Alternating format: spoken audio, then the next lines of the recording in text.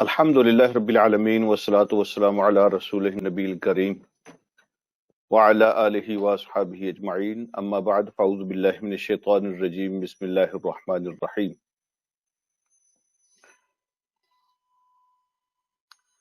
ولما جاء موسیٰ لمیقاتنا وکلمہ ربہ قال رب ارنی انظر الیک قال لن ترانی ولكن انظر الى الجبل فإن استقر مكانه فسوف تراني فلما تجلى ربه للجبل جعله دكا وخر موسى صعقا فلما أفاق قال سبحانك تبت إليك وأنا أول المؤمنين صدق الله مولانا العظيم. اللهم صل على سيدنا مولانا محمد وبارك وسلم عليه صلاة سلاما كثيرا كثيرا. قابل احترام، قابل عزت میرے بھائیوں، قابل احترام اسلامی مائیں اور بہنیں، السلام علیکم ورحمۃ اللہ وبرکاتہ. الحمدللہ آج ہم ایک اور سبق کے ساتھ یہاں موجود ہیں. 143 آیت جو ہے سورہ اعراف کی، وہاں سے سٹارٹ کر رہے ہیں. موسیٰ علیہ السلام کی جو سٹوری اللہ رب العالمین نے سورہ اعراف میں بیان فرمائی ہے وہ چل رہی ہے. اللہ رب العالمین ارشاد فرماتے ہیں وَلَمَّا جَاءَ مُوسَىٰ لِمِيقَاتِنَا، اور جب پہنچ کے موسیٰ علیہ السلام ہمارے مقرر کیے وقت کے مطابق، ہمارے مقررہ وقت کے مطابق جب موسیٰ علیہ السلام پہنچ گئے، وَكَلَّمَهُ رَبُّهُ، اور اس کے رب نے اس سے باتیں کی، ان کے رب نے ان سے کلام کیا.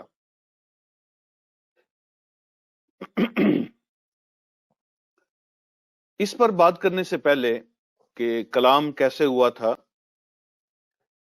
میں آپ سے یہ عرض کروں گا، پچھلا درس بھی یہاں پہ ہم نے اینڈ کیا تھا. ایک سوال ذہن میں آتا ہے کہ جب اللہ رب العالمین نے موسیٰ علیہ السلام کو 40 راتوں کے لیے بلانا تھا، جو اللہ کا پلان تھا 40 راتوں کے لیے بلانے کا، تو پہلے 30 کی کیوں بات کی اور اس کے بعد 10 کا اضافہ کیا؟ اس میں کیا حکمت ہے؟ اللہ پہلی مرتبہ ہی 40 کہہ دیتے. آتا ہے نا ذہن میں سوال. اللہ فرماتے ہیں ہم نے ان سے وعدہ لیا 30 راتوں کا اور پھر ہم نے ان کو بڑھا کے 40 کر دیا. تو اس کے پیچھے کیا حکمت ہے؟ اگر 40 ہی کرنی تھی تو پہلے ہی 40 کر دیتے. 30 کی بات کر کے پھر ان کو 40 کرنے میں کیا حکمت ہے؟ تو اس میں بہت بڑی حکمت ہے، اور وہ حکمت یہ ہے کہ اللہ رب العالمین بنی اسرائیل کو آزمائش میں ڈال رہے تھے، امتحان لینا چاہتے تھے ان کا. حضرت ہارون کی نیابت میں جب موسیٰ علیہ السلام وہاں سے نکلے ہیں تو حضرت ہارون کو اپنا نائب بنایا ہے وہاں پہ. تو حضرت ہارون سمیت پوری قوم کا امتحان تھا، اور وہ امتحان ایسے ہی ہو سکتا تھا کہ اللہ رب العالمین نے پہلے 30 راتوں کا اعلان کروایا. اب موسیٰ علیہ السلام جب قبیلے سے نکلے ہیں، اپنی قوم کو چھوڑا ہے جب، تو اس وقت تک وہ 30 ہی تھی، اور 30 راتوں کا ہی بتا کر آئے تھے اپنی قوم کو، اور اپنے نائب حضرت ہارون علیہ السلام کو بھی 30 راتوں کا ہی بتا کر آئے تھے کہ 30 راتوں کے بعد میں واپس آؤں گا، 30 دنوں کے لیے جا رہا ہوں. اب قوم کو بھی 30 بتایا، اپنے نائب حضرت ہارون کو بھی 30 بتایا، لیکن جب وہاں سے نکل آئے اب کسی اور کو پتہ نہیں ہے کہ 10 کا اضافہ ہو گیا ہے. اب موسیٰ علیہ السلام اور اللہ رب العالمین، اب جو باقی 10 ہیں یہ ان دونوں کے درمیان ہے. اب کسی اور کو پتہ نہیں ہے کہ اصل میں 30 جو ہے نا وہ 40 ہو چکے ہیں، تعداد بڑھ چکی ہے. اب جب 30 کمپلیٹ ہوئے، 30 راتیں مکمل ہوئیں، تو قوم انتظار کرنے لگی. حضرت ہارون بھی انتظار کر رہے ہیں، پورا قبیلہ انتظار کر رہا ہے. اب موسیٰ علیہ السلام واپس نہیں پہنچے. تو یہ جو 10 دن تھے، ان 10 دنوں میں جو کچھ آزمائش میں ڈالے گئے بنی اسرائیل، وہ آگے آ رہا ہے سبق کے اندر انشاءاللہ. آپ کو اندازہ ہو جائے گا کہ اللہ رب العالمین نے کس قسم کا ان کا امتحان لیا کہ ان کو 30 بتایا، اعلان 30 کا ہوا، بعد میں موسیٰ علیہ السلام کو 40 کر دیا. تو ایسا کیسے ہوا؟ اب اس کی طرف آتے ہیں. اللہ رب العالمین، یہ اب نقطہ آپ کے ذہن میں ہوگا تو انشاءاللہ آسانی ہوگی. اللہ رب العالمین ارشاد فرماتے ہیں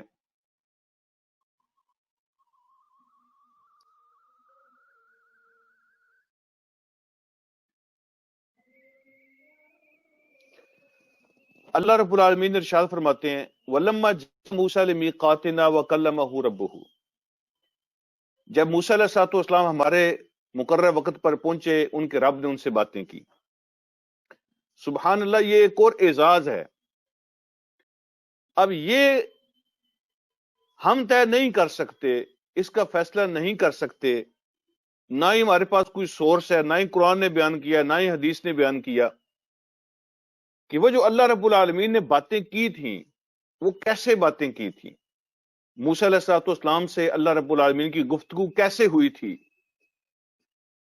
اس کے کھوج لگانے کی ضرورت نہیں ہے، بس اتنا سمجھ لینا ہمارے لیے کافی ہے کہ کتنے بڑے اعزاز کی بات ہے کہ اللہ رب العالمین انسان کو، جو اس کائنات میں جس کی حیثیت ایک ذرے کے برابر ہوتی ہے، اس ذرے کو اللہ رب العالمین کائنات کے اندر شامل کر رہے تھے، ذرے کو کائنات بنا رہے تھے، اور اللہ پاک یہ اعزاز عطا فرما رہے تھے اپنے نائب کو، اپنے خلیفہ کو، جو زمین پر اللہ رب العالمین کا خلیفہ ہے.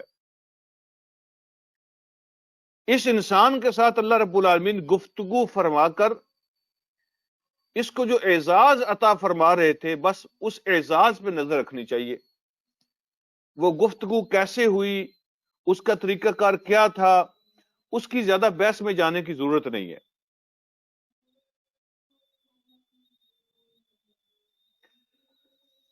اس کے بعد اللہ رب العالمین ارشاد فرماتے ہیں جب گفتگو ہوتی ہے نا کسی کے ساتھ، جس کے ساتھ بہت زیادہ تعلق ہوتا ہے، جس کے ساتھ بندے کو عشق ہوتا ہے، محبت ہوتی ہے، جب اس سے بات چیت ہوتی ہے شوق بڑھ جاتا ہے، شوق میں اضافہ ہو جاتا ہے.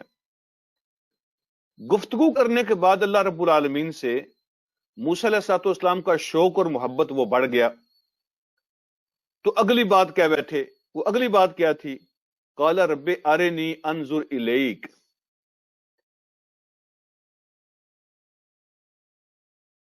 تو عرض کیا اے اللہ مجھے اپنا آپ دکھائیے، میں آپ کو دیکھنا چاہتا ہوں، مجھے یہ اجازت دیں، مجھے یہ قوت بخشیں کہ میں آپ کو دیکھ سکوں. اے میرے رب مجھے اپنا دیدار کروا دیں. لیٹ می سی یو، جس طرح انگلش میں کہتے ہیں.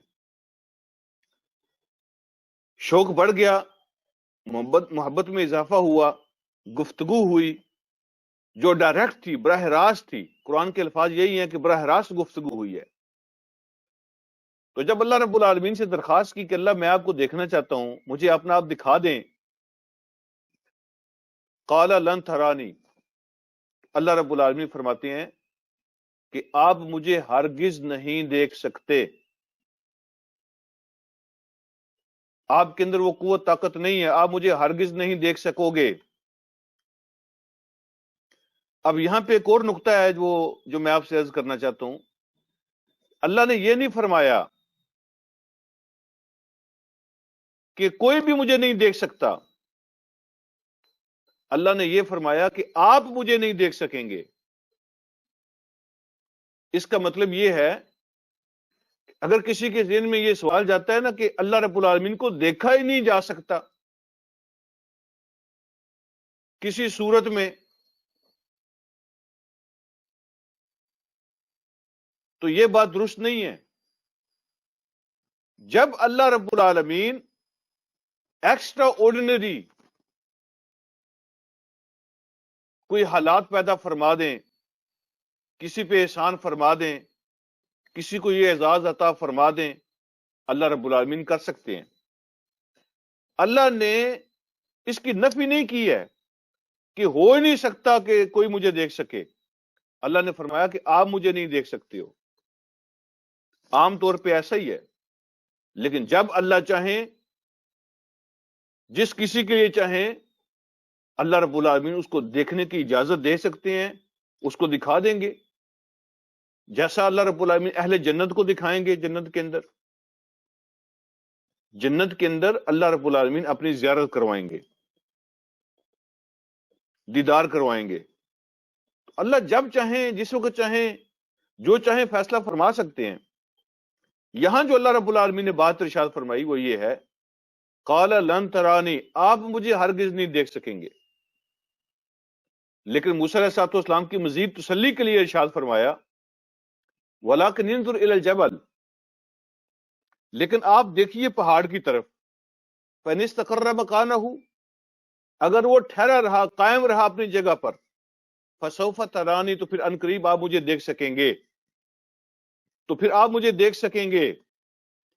پہاڑ کو دیکھیں، اگر وہ اپنی جگہ پہ قائم رہ سکا تو پھر آپ مجھے دیکھ سکیں گے۔ پھر قرآن کہتا ہے فلما تجلی ربہ للجبل، اور تجلی کا معنی ہوتا ہے اپنے نور کو دکھانا، اپنے نور کو دکھانا۔ جب اللہ رب العالمین نے اپنا آپ نہیں فرمایا، اپنا آپ نہیں دکھایا، اللہ رب العالمین نے پہاڑ کو اپنے نور کا ایک جھلک دکھائی، نور کی جھلک دکھائی، اپنا آپ نہیں دکھایا۔ فلما تجلی ربہ للجبل، جب اللہ رب العالمین نے اپنا نور، اس کا اشارہ کیا پہاڑ کی طرف، وہ دکھایا تھوڑا سا پہاڑ کو، جعلہ دکا، تو اس کو کر دیا ریزہ ریزہ۔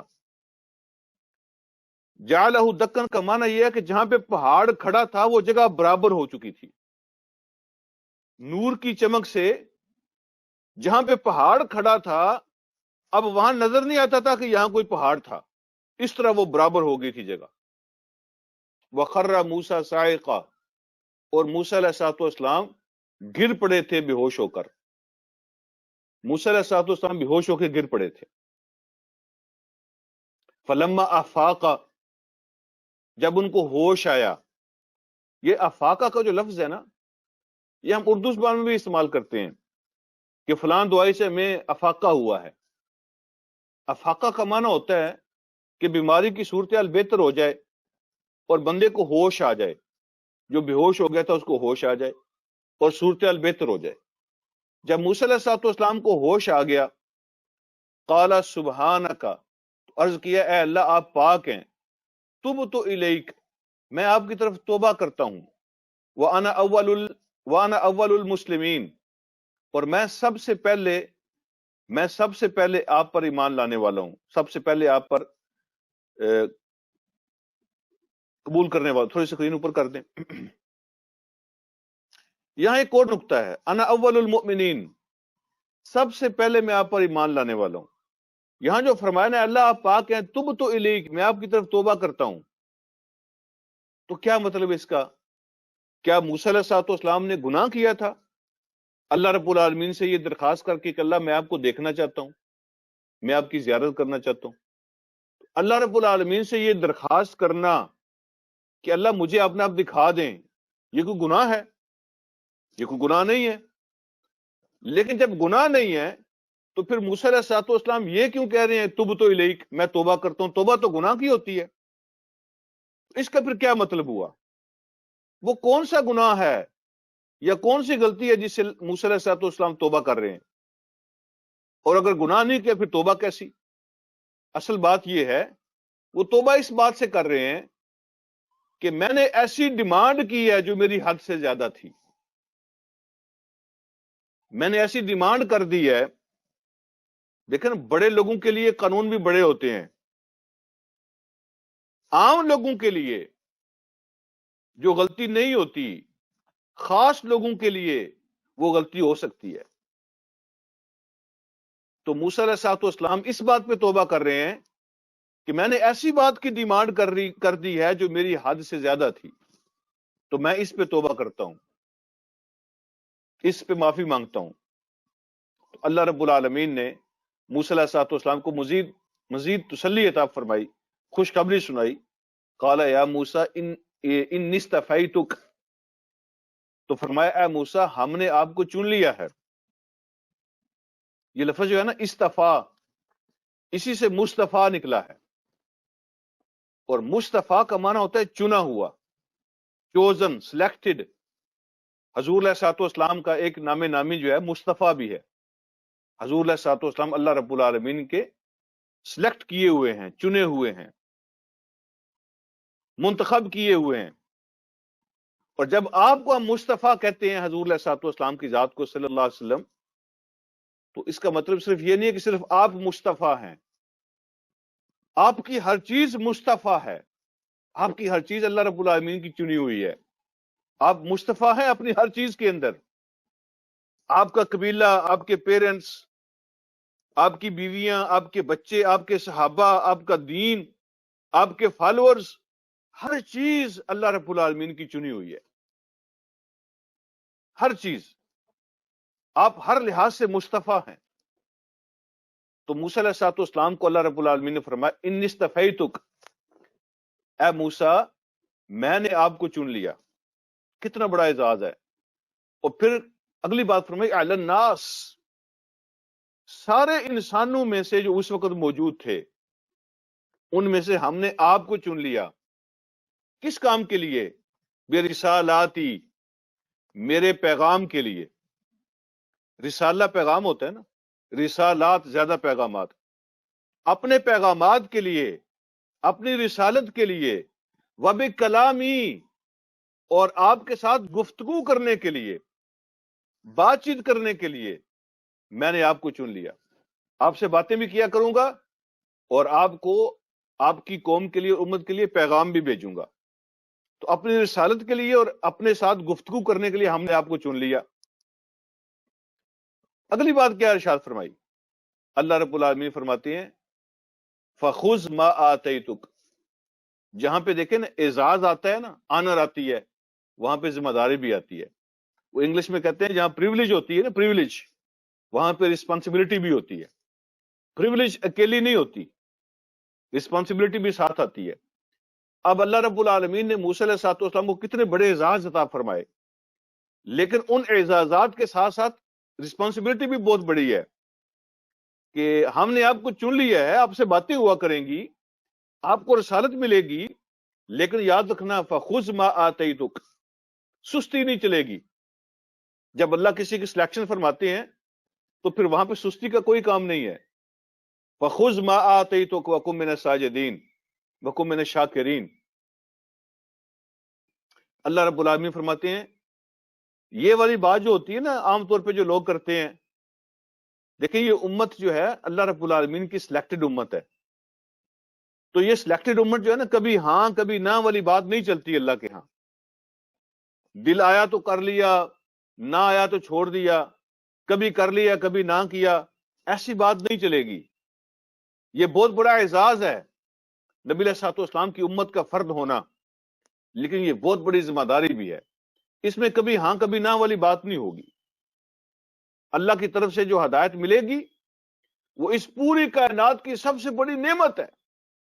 اس پوری کائنات کی سب سے بڑی نعمت اللہ کی طرف سے ملنے والی ہدایت۔ اب جو اللہ کی طرف سے ہدایت ملی ہے اس کا شکریہ بھی ادا کرنا ہے، اور جب بندہ شکریہ ادا کرتا ہے چیز اور ملتی ہے، یہ اللہ کا قانون ہے۔ جب شکریہ ادا کیا جاتا ہے چیز اور ملتی ہے۔ اس لیے اللہ فرماتے ہیں فخذ ما آتیتک، جو کچھ ہم نے آپ کو دیا نا اس کو مضبوطی سے پکڑ لیں۔ وکن من الشاکرین، اور شکریہ ادا کرنے والوں میں سے بن جائیں، شکریہ ادا کرنے والوں میں سے بن جائیں۔ کائنات میں وہ لوگ جو میری نعمتوں کا شکریہ ادا کرتے ہیں آپ ان میں سے ایک ہو جائیں، ان کے ساتھ شامل ہو جائیں، شکریہ ادا کرنے والوں میں سے ہو جائیں۔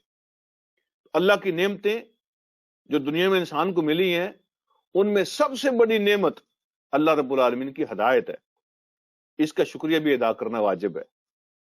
اللہ رب العالمین کا شکریہ ادا کریں۔ اب اگلی بات اللہ رب العالمین ارشاد فرماتے ہیں وَكَتَبْنَا لَهُ فِي الْأَلْوَاحِ مِنْ كُلِّ شَيْءٍ. اب ایک اور اعزاز ہے، وَكَتَبْنَا لَهُ فِي الْأَلْوَاحِ، اور ہم نے لکھا ان کے لیے، موسیٰ علیہ السلام کے لیے، تختیوں کے اندر. ہم نے لکھا موسیٰ علیہ السلام کے لیے تختیوں کے اندر، من کل شیء، ہر چیز، موعظۃ، نصیحت، ہر قسم کی نصیحت، من کل شیء، ہر قسم کی نصیحت ہم نے اس کے اندر لکھ دی. وتفصیلا لکل شیء، اور ہر چیز کی ڈیٹیل جو ان کو چاہیے تھی زندگی کے ہر معاملے کے اندر، زندگی کے ہر مسئلے کے لیے جو رہنمائی، جو ڈیٹیل اور ایکسپلینیشن جو چاہیے تھی، تشریح، ڈیٹیل، تفصیل، ہم نے سارا کچھ اس کتاب کے اندر لکھ دیا. اب یہاں جو بات اللہ رب العالمین نے ایک اور اعزاز عطا فرمایا نا، لکھنے کی نسبت اپنی طرف کی، فرمایا وَكَتَبْنَا لَهُ، ہم نے لکھا ان کے لیے. تو اللہ نے لکھنے کی نسبت اپنی طرف کی کہ یہ ہم نے لکھا.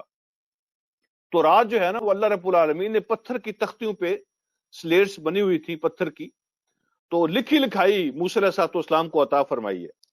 اور جو لکھی لکھائی عطا فرمائی ہے نا، اس کے بارے میں اللہ فرماتے ہیں یہ ہم نے لکھا. اب ہمارے پاس کوئی سورس نہیں ہے یہ چیک کرنے کا کہ اس کا کیا مطلب ہے، اصل میں کیسا ہوا تھا. اللہ رب العالمین نے خود لکھا، یا اللہ رب العالمین نے موسیٰ علیہ السلام سے لکھوایا، یا اللہ رب العالمین نے کسی فرشتے کی ڈیوٹی لگائی تھی لکھنے کے لیے. یہ ہمارے پاس کوئی سورس نہیں چیک کرنے کا. قرآن میں یہ بتاتا ہے، اللہ رب العالمین نے یہ ارشاد فرمایا وَكَتَبْنَا لَهُ فِي الْأَلْوَاحِ مِنْ كُلِّ شَيْءٍ، ہم نے لکھا. تو لکھنے کا جو بھی طریقہ تھا اس کا اعزاز ہے کہ اللہ پاک نے اس کی نسبت اپنی طرف کر لی. ہم نے لکھ کے دیا موسیٰ علیہ السلام کو تختیوں کے اوپر ہر چیز کی تفصیل اور نصیحت ہر قسم کی. اب یہاں پہ ایک بات اور دیکھیں نا، یہ جو قرآن ہے، یہ جو قرآن ہے جس کی حفاظت ہو رہی ہے دنیا میں، یہ کس نے لکھا؟ جس قرآن کی دنیا میں اللہ نے حفاظت کی ذمہ داری لی ہے، یہ کس نے لکھا؟ یہ صحابہ کرام نے لکھا، حضور علیہ السلام کے کچھ غلاموں نے لکھا. حفاظت کی ذمہ داری کس نے لی؟ اللہ رب العالمین نے. لکھا کس نے؟ نبی علیہ السلام کے غلاموں نے.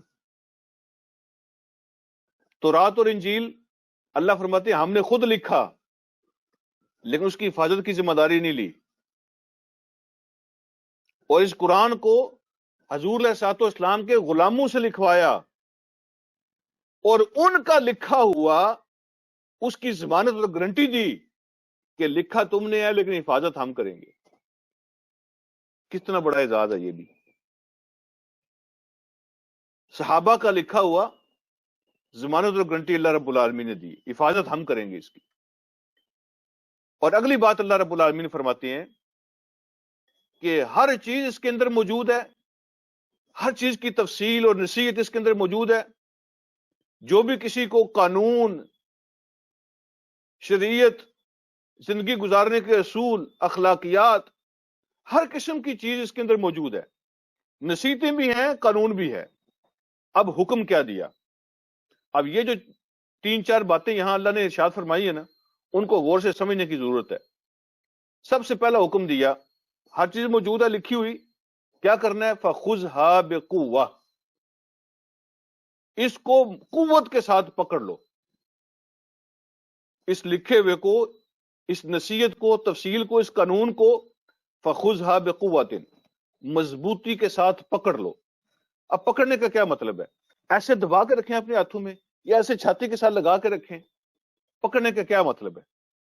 پکڑنے کا مطلب اس پر مضبوطی کے ساتھ عمل کرنا ہے. عمل کے اندر پکڑو اس کو، عمل کے اندر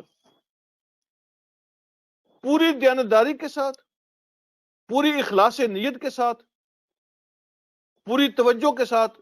اللہ کا جو قانون آیا ہے اس پر عمل کرنا مضبوطی سے، یہ ہے پکڑنا. ایک ایک حکم پر عمل کر کے دکھاؤ اور مضبوطی سے عمل کرو، یہ پکڑنا ہے. جیسے نبی علیہ السلام نے ارشاد فرمایا نا کہ میں جو کچھ چھوڑ کے جا رہا ہوں وعزوا علیہا بالنواجز، اپنے دانتوں کے نیچے اس کو دبا کے رکھو، داڑوں کے نیچے اس کو دبا کے رکھو، مضبوطی سے پکڑ لو۔ جو کچھ میں چھوڑ کے جا رہا ہوں نا، دانتوں کے نیچے مضبوطی سے دبا لو، کبھی گمراہ نہیں ہوگے۔ تو کیا مطلب ہے اس کا؟ یہ میٹافوریکل چیزیں ہوتی ہیں، یہ محاورے ہوتے ہیں۔ اس کا مطلب ہے مضبوطی کے ساتھ جم جاؤ، اس پر پکڑ لو، اس کو عمل میں سستی نہ دکھانا۔ اللہ رب العالمین فرماتے ہیں فَخُذْهَا بِقُوَّةٍ، کبھی ہاں کبھی نہ والی بات نہیں ہے۔ کبھی جذبات میں آ گیا تو بہت کچھ کر لیا، پھر بھول گیا تو پھر بھول ہی گیا، ایسا نہیں۔ فَخُذْهَا بِقُوَّةٍ، ایک ایک حکم کو عمل کے اندر پکڑو مضبوطی کے ساتھ۔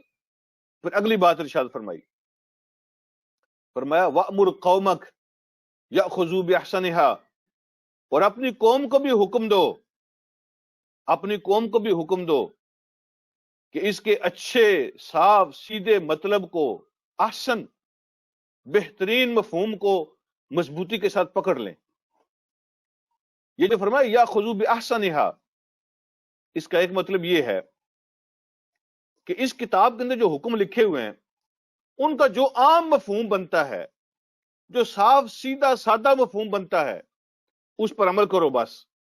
یہ جو ہوتی ہے نا ہیلے بازیاں اور موش گافیاں، اس کے چکر میں مت پڑو۔ بعض لوگ ہوتے ہیں نا، وہ جس کو کہتے ہیں بال کی کھال اتارتے ہیں، وہ ہیلے بازیاں کرتے ہیں، وہ کچھ حکموں سے بچنے کے لیے ان کے ساتھ بحث کرتے ہیں، پھر بحث کے چکروں میں پڑھ کے وہ اس حکم کا کچھ بنا دیتے ہیں۔ بہانے ہوتے ہیں بچنے کے، دور بھاگنے کے، یا اس کی شکل بگاڑنے کے۔ اللہ رب العالمین نے حکم دیا وَأْمُرْ قَوْمَكَ يَأْخُذُوا بِأَحْسَنِهَا، اپنی قوم سے کہو کہ جو خوبصورت سیدھا سادہ اس کا مطلب مفہوم بنتا ہے اس پہ عمل کریں، ہیلے بہانے نہ کریں، مش گافیوں میں نہ پڑیں۔ ایک مطلب اس کا یہ ہے۔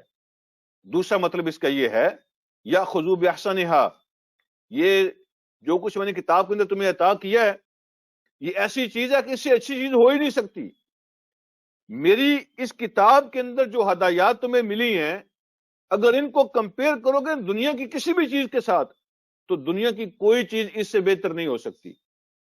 کسی کی ہدایت اس سے اچھی ہدایت نہیں ہو سکتی، کسی کے دیے ہوئے اخلاق اس سے بہتر نہیں ہو سکتے، کسی کا قانون اس سے بہتر نہیں ہو سکتا، کسی کی خبریں اس سے بہتر نہیں ہو سکتی، اوتھینٹک نہیں ہو سکتی۔ یا خذو باحسنھا، جب بھی کسی کے ساتھ کمپیئر کرو گے میری اس کتاب کو احسن پاؤ گے اور سب سے بہتر پاؤ گے۔ اس سے بہتر کائنات میں کوئی چیز نہیں ہے۔ تو اپنی قوم کو حکم دو کہ کائنات میں سے سب سے احسن اور سب سے بہتر، سب سے اوتھینٹک چیز جو ہے اس کو مضبوطی سے پکڑ لیں۔ اب اگلی بات، یہ بھی بڑی سمجھنے والی ہے۔ یہ نقطہ اگر آج آپ نے سمجھ لیا تو بہت ساری چیزیں، اپنی پوزیشن ہمارے سامنے واضح ہو جائے گی۔ اگلی بات اللہ نے فرمائی سَأُورِيكُمْ دَارَ الْفَاسِقِينَ، ان قریب میں دکھاؤں گا تمہیں فاسقوں کے گھر، نافرمانوں کے گھر۔ ان قریب میں تمہیں دکھاؤں گا نافرمانوں کے گھر۔ تین مطلب اس کے بن سکتے ہیں، تین مطلب اس کے بن سکتے ہیں، تینوں درست ہیں، لیکن جو آخری ہے نا اس پہ میں زیادہ زور دوں گا، وہ میرا آج کا پوائنٹ ہے۔ پہلا مطلب اس کا یہ ہو سکتا ہے سَأُورِيكُمْ دَارَ الْفَاسِقِينَ، ان قریب میں تمہیں دکھاؤں گا نافرمان لوگوں کے گھر۔ مطلب یہ ہے کہ ایسی قومیں جنہوں نے میرے حکموں کی نافرمانی کی اور ان پر میرا عذاب آیا، ان کی بستیاں اور شہر ہم نے تباہ کیے، ان قریب وہ کھنڈرات ہم آپ کو دکھائیں گے، اور آپ کو دیکھ کر اندازہ ہوگا کہ نافرمانوں کے ساتھ اللہ کیسے سلوک کرتا ہے۔ ان قریب تم سے پہلے تمہارے دائیں بائیں جو قومیں ہم نے تباہ کی، ہلاک کی، تو ان کے گھر ہم تمہیں دکھائیں گے، ان کے محلات تمہیں دکھائیں گے، وہ کیسے ہم نے کھنڈرات کے اندر تبدیل کر دیے۔ ان کو دیکھ کر تمہیں اندازہ ہوگا کہ اللہ نافرمانوں کے ساتھ کیا کرتا ہے۔ لہذا نافرمانی مت کرنا، ان کے گھروں کو، ان کی اجڑی بستیوں کو، ان کے تباہ شدہ شہروں کو دیکھ کر سبق حاصل کرنا۔ ایک مطلب یہ ہے۔ دوسرا مطلب سَأُورِيكُمْ دَارَ الْفَاسِقِينَ، ان قریب میں تمہیں فاسقوں کے گھر دکھاؤں گا، یعنی قیامت کے دن جب تم آؤ گے تو میں تمہیں دکھاؤں گا کہ فاسقوں کو اللہ رب العالمین نے کیا دیا ہے، فاسقوں کو کیا ملا، نافرمانوں کو کیا ملا، ان کو کون سا ٹھکانہ ملا، ان کو کون سا مقام ملا، اللہ ان کو کہاں پھینکا۔ میں ان کی جگہ تمہیں دکھاؤں گا قیامت کے دن جب تم آؤ گے تو ان قریب میں تمہیں دکھاؤں گا فاسقوں کے ساتھ کیا ہوا. یہ بھی درست ہے. اب تیسرا مطلب ذرا غور سے سماعت فرمانا. سأوریکم دار الفاسقین، ان قریب میں تمہیں دکھاؤں گا نافرمان لوگوں کے گھر. دکھاؤں گا مطلب میں تمہیں وہاں لے جاؤں گا. ان قریب میں تمہیں نافرمان لوگوں کے گھروں میں لے جاؤں گا. نافرمان لوگوں کی سوسائٹیز، ڈس اوبیڈینٹ ٹو اللہ سبحانہ و تعالی، اللہ کی نافرمانی کرنے والے، ان قریب میں تمہیں ان کے شہروں میں لے جاؤں گا. ان قریب ان کی بستیوں میں لے جاؤں گا. ان قریب تمہیں ان کی سوسائٹیز میں لے جاؤں گا. دکھانے کا مطلب لے جانا ہے. میں تمہیں ان کے شہروں میں لے جاؤں گا اور تم جا کے نافرمانوں کے شہروں میں رہو گے، نافرمانوں کی سوسائٹیز میں رہو گے، نافرمانوں کی بستی میں تمہیں لے جاؤں گا اور تمہیں ان تک یہ بات پہنچانی ہے. مضبوطی سے سیکھ لو، مضبوطی سے عمل کر کے یاد کر لو، اور پھر یہ میسج، یہ پیغام تمہیں نافرمانوں کی بستیوں تک لے کے جانا ہے. میرا خیال ہے اب آپ کو میری بات تک آپ پہنچ گئے ہوں گے کہ قرآن کا یہ حصہ کیا کہہ رہا ہے.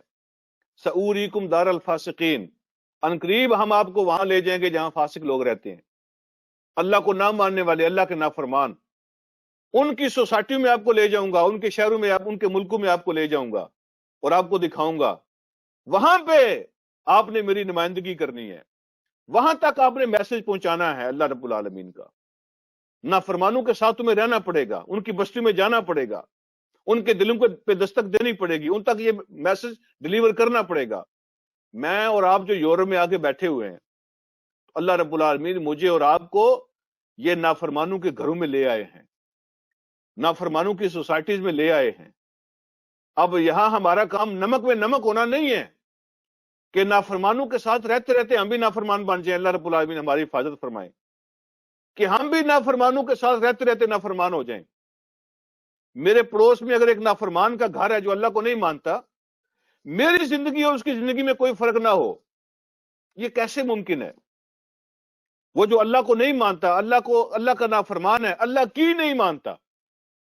ہو سکتا ہے اللہ کو تو مانتا ہو کہ یہ جہان اللہ نے پیدا کیا، لیکن اللہ کی نہیں مانتا، تو اس میں اور میرے اندر کوئی فرق نہ ہو، یہ کیسے ممکن ہے؟ یہ اللہ رب العالمین کی سلیکشن ہے. اللہ مجھے اور آپ کو اس جگہ پہ لے آئے ہیں جو نافرمانوں کی جگہ ہے. اور اگر تم نے یہ جو پہلے کام بیان کیے نا، یہ نہ کیے، تو پھر خطرہ ہے کہ تم بھی نافرمانوں کے ساتھ نافرمان ہو جاؤ گے. وہ کون سے کام ہیں؟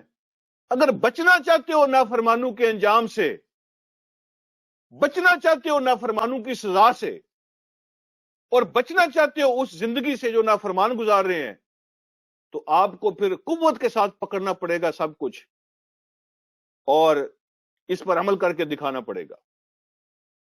فخذھا بقوۃ، بچنے کا یہی طریقہ ہے اور یہی راستہ ہے کہ اس کو مضبوطی سے پکڑ لو تو تم نافرمانی والے انجام سے بچ جاؤ گے.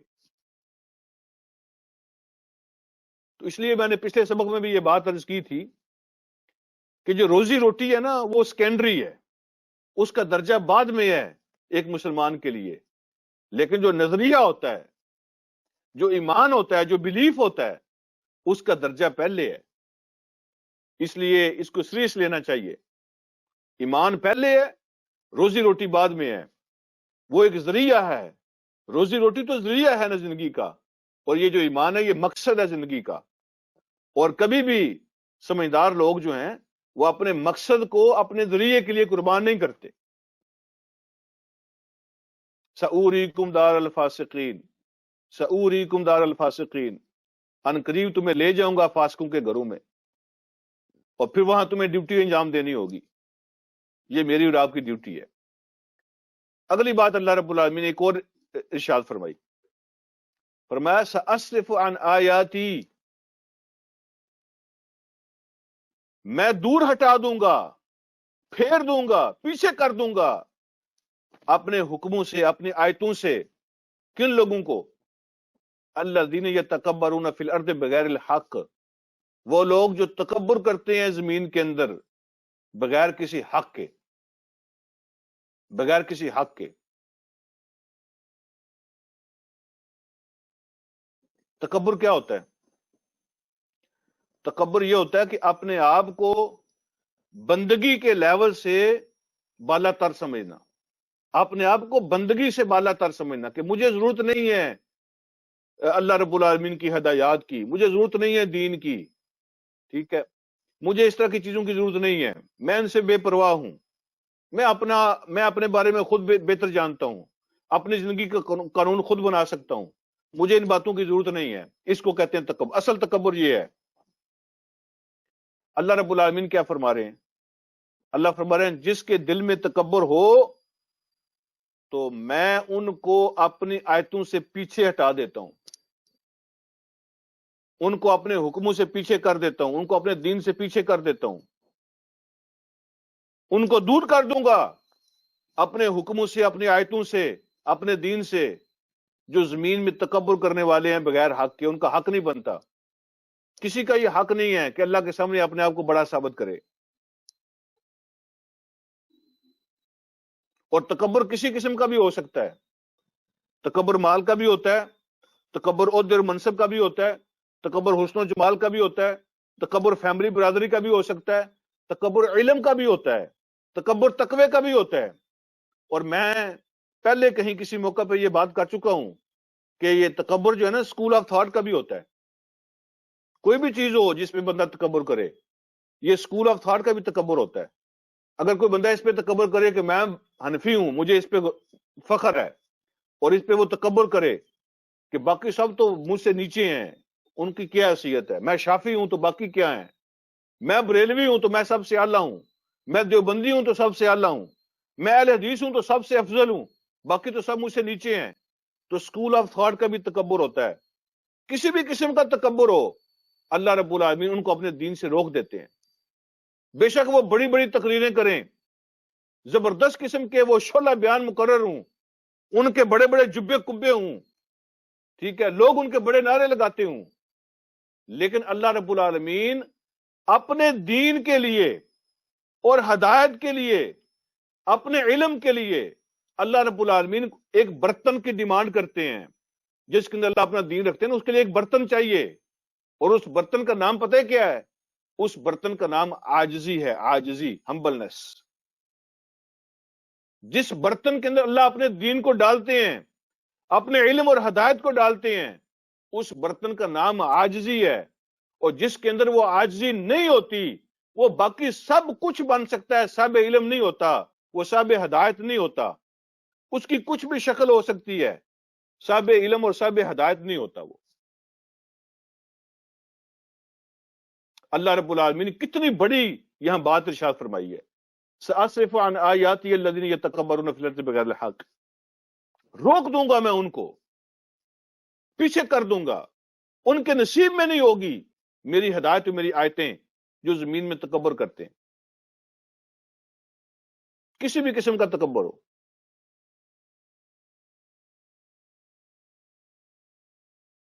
وہ بہروپیے تو ہو سکتے ہیں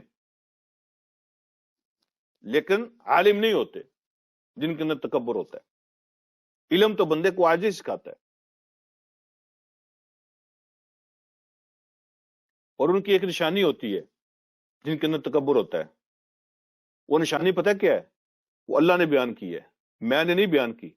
یہ کسی ڈائجسٹ کی بات نہیں ہے، یہ کسی اخبار رسالے کی بات نہیں ہے، یہ قرآن کی بات ہے۔ ان کے اللہ نے نشانی بیان کی ہے۔ نشانی کیا ہے؟ وہ فسادی ہوتے ہیں۔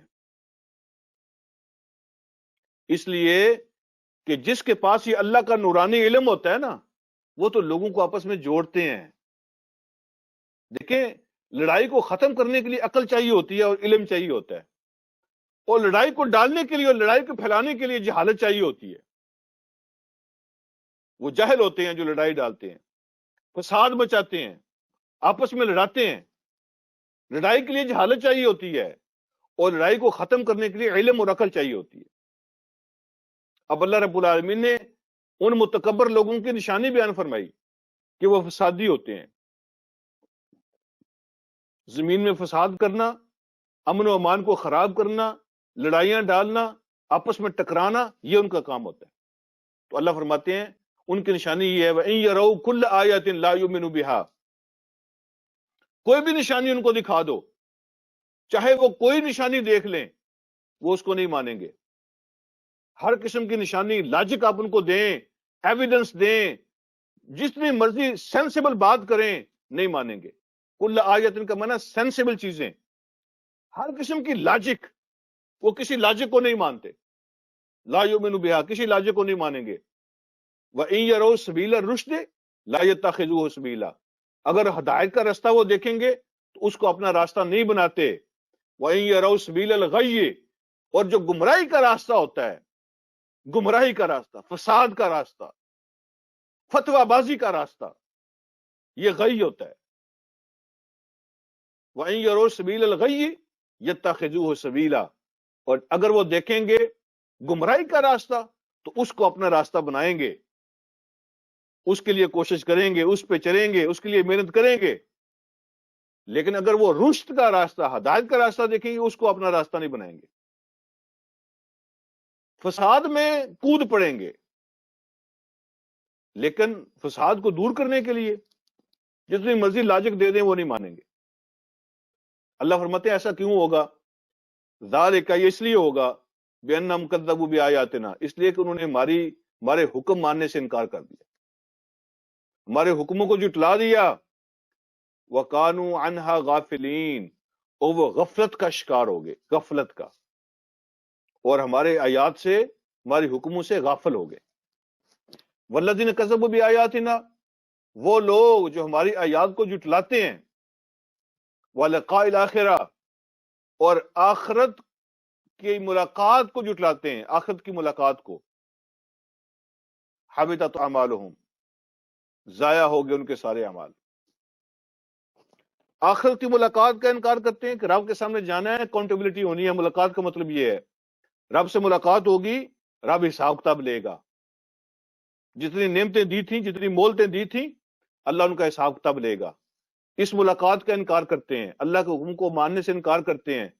حبطت اعمالہم، تو اللہ فرماتے ہیں ان کے، وہ عمل کریں گے، عمل ہوں گے ان کے، لیکن ان کے عمل ضائع ہو جائیں گے۔ حبطت کا کیا معنی؟ ان کے عملوں کا نتیجہ کوئی نہیں ہوگا۔ عمل تو ہوں گے، ریزلٹ نہیں ہوگا، نتیجہ نہیں ہوگا۔ وہ عمل فائدہ مند نہیں ہوں گے، سود مند نہیں ہوں گے، وہ پار نہیں کروائیں گے، ان کو پاس نہیں کروائیں گے۔ عمل ہیں، حبطت اعمالہم، ان کے اعمال نتیجہ خیز نہیں ہوں گے، ان کے اعمال فائدہ مند نہیں ہوں گے، نفع مند نہیں ہوں گے، اللہ ان کو ضائع کر دیں گے۔ حضور علیہ الصلوۃ والسلام فرماتے ہیں نا کہ کچھ لوگ قیامت کے دن پہاڑوں کے برابر نیکیاں لے کر آئیں گے، وہ سمجھیں گے کہ آج پہاڑوں کے برابر ہماری نیکیاں ہیں، اللہ ان کو دھول مٹی بنا کے اڑا دیں گے، کوئی ویلیو نہیں ہوگی ان کی، سب کچھ لا حاصل۔ دیکھیں جو عمل بھی ہم کرتے ہیں اس کی قبولیت کے لیے دو شرطیں ہیں۔ مولانا مودودی رحمۃ اللہ علیہ نے تفہیم القرآن کے اندر عمل کی قبولیت کی دو شرطیں بیان فرمائی قرآن و سنت کی روشنی میں۔ فرماتے ہیں اس کی دو شرطیں ہیں۔ پہلی شرط یہ ہے کسی بھی عمل کے قبول ہونے کی کہ جو اللہ رب العالمین نے شریعت بنائی ہے نا، جو قانون بنایا شرعی قانون، تو یہ شرعی قانون کی پابندی کے ساتھ وہ عمل کیا جائے، شریعت کے دائرے کے اندر رہ کر۔ اپنی نیکی نہیں بنائی، میں نے خود وہ تصور گھڑ لیا نیکی کا، جو میں سمجھتا ہوں نیکی میں وہ کر رہا ہوں، یہ نہیں۔ جو اللہ کے دین نے جس کو نیکی قرار دیا، شرعی قانون کی پابندی کرتے ہوئے وہ بندہ کام کرے، اپنی طرف سے نہیں، یہ پہلی شرط ہے۔ اور دوسری شرط یہ ہے کہ آخرت کی طلب کے طور پہ وہ کام کرے، آخرت کی کامیابی کی نیت سے، دنیا چاہنے کے لیے نہیں، اللہ راضی ہو جائے، میری آخرت اچھی ہو جائے، اس نیت سے کام کرے گا تو قبول ہوگا۔ جس نے دنیا کے لیے کام کیا اس کو دنیا میں رزلٹ ملے گا، اجر مل گیا، شہرت مل گئی، نام مل گیا، دولت مل گئی، پیسے مل گئے، سب وہ دنیا کا اجر ہے بس۔ جس نے آخرت کے لیے کام کیا آخرت کے اندر اس کو ملے گا، ورنہ ضائع ہو جائے گا۔ یہ دو شرطیں ہیں، طلب آخرت کے لیے کام کرے اور شریعت کے مطابق کام کرے۔ اللہ فرماتے ہیں حَلْ يُجْزَوْنَ إِلَّا مَا كَانُوا يَعْمَلُونَ، کیا ان کے ساتھ یہی نہیں ہونا چاہیے؟ یہ ترجمہ با محاورہ میں کر رہا ہوں تو فہم القرآن کا ترجمہ ہے یہ. کیا ان کے ساتھ یہ نہیں ہونا چاہیے کہ جیسا کرو گے ویسا بھرو گے؟ تو لفظی ترجمہ اس کا یہ ہے حَلْ يُجْزَوْنَ إِلَّا مَا كَانُوا يَعْمَلُونَ. کیا ان کو بدلہ دیا جائے گا سوائے اس کے جو کچھ وہ کام کر کے ہیں وہی ان کی جزا ہو؟ نہیں جزا دی جائے گی ان کو سوائے اس کے جو کچھ وہ کام کر کے آئے ہیں. ان کی جزا اس کے مطابق ہوگی جو کچھ عمل وہ کر کے آئے ہیں، اس کے مطابق ان کو جزا ملے گی. جیسا انہوں نے کیا ویسا ان کے ساتھ ہوگا. ابھی موسیٰ علیہ السلام کی قوم کی جو آگے آزمائش شروع ہونے والی ہے نا، وہ جو 30 دن کے بعد موسیٰ علیہ السلام نہیں آئے، اب انہوں نے کہا کہ موسیٰ علیہ السلام تو کہیں گم ہو گئے. وہ تو اللہ کو ڈھونڈنے گئے تھے، اپنے آپ کو بھی گم کر بیٹھے. اب 30 دن تو پورے ہو گیا، موسیٰ واپس نہیں آئے، وہ پتہ نہیں کہاں گم ہو گئے ہیں. تو اسی دوران اللہ رب العالمین نے قوم کو آزمائش میں ڈال دیا. اب موسیٰ واپس نہیں آ رہے، قوم کو پتہ نہیں ہے کہ وہ 40 دنوں کے لیے ان کو اللہ نے رکھا ہوا ہے. ان کا خیال تھا 30 دنوں کے اندر واپس آ رہے ہیں. اب وہ واپس نہیں آئے 30 دنوں کے بعد. تو قوم کی آزمائش کیسے ہوئی؟ وہ جو سامری تھا ان کا ایک چودھری، تو اس نے قوم کو کیسے گمراہ کیا، وہ قوم کی آزمائش کیسے ہوئی، پھر موسیٰ علیہ السلام جب واپس آئے تو پھر کیا ہوا، یہ ساری باتیں اگلے درس میں آ رہی ہیں. اللہ رب العالمین مجھے اور آپ کو سمجھنے کی اور عمل کی توفیق عطا فرمائے. وآخر دعوانا الحمدللہ رب العالمین.